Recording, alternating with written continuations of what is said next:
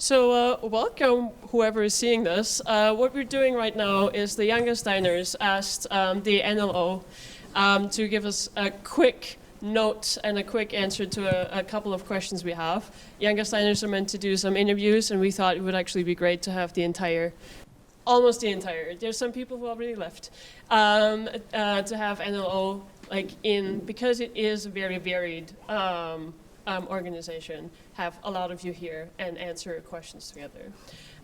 So one of the questions we had is, and I know this is retrospectively, like looking back a bit on the Gastein Forum, if you could shift one discourse, like the discourse on one policy issue, what would that be? I'm going to be just quoting what we were referring in the previous conversation, because probably that's one of the links that all of us in the NLO is having, is we could shift something, or I could shift something from the position I'm speaking with. It would be the role that is having on criminalization on the communities we are working with and we belong to. Because either for people who's using drugs, either for sex workers, either for people who are migrating, other for even homelessness and criminalizations on the effects of poverty.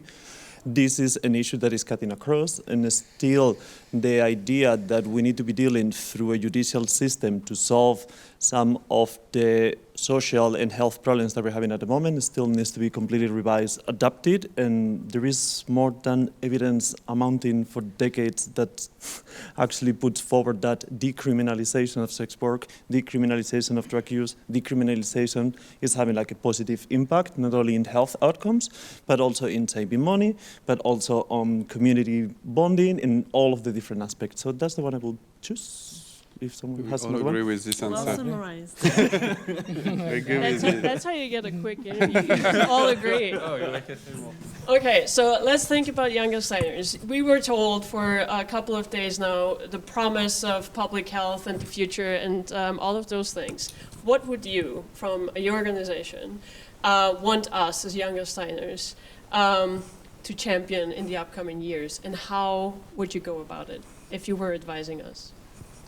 So I think the fundamentals of health really is that everyone should be able to access health. It's as we said before, it is enshrined in the principles of Europe, and I think that if there was one thing that we would champion is to be able to follow the evidence, to have evidence-based public health policy, be able to recognize rights and equity in health. And the reason we say this is that we have systems that, as Roberto earlier said, are criminalizing people, unjust and unfair, are barring people from services. And we know that, the most vulnerable of society are those ones that are affected most, even with pandemics like COVID. So if there was one thing that you'd champion for, would be to have universal healthcare access, and it should be actually universal and free. Yeah, and I would also add something like talk to us, like just start a conversation with us, go to local sex worker organizations or like organizations representing our communities, engage us, have a dialogue, and also you talked about a little bit about evidence and research. I think Frick talked about it tonight. Also look at this, but especially listen to us and talk with us.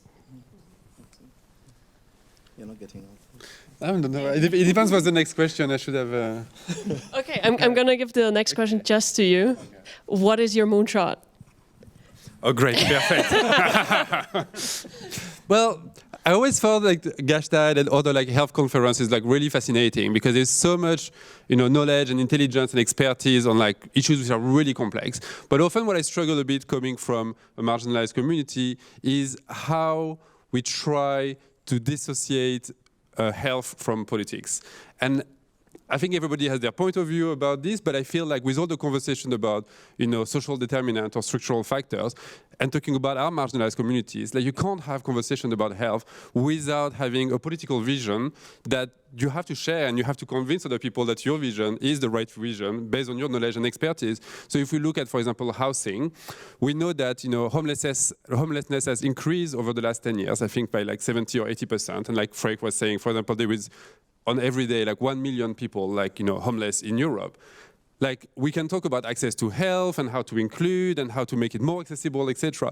But really, what is needed is a radical change so that people are not homeless. At one point, like, we can't just like tiptoe around the issue. That's saying like, what is the best pathway for homeless people in order to access like, cancer treatment? It's like, well, one of the main issues is that nobody in our society should be homeless.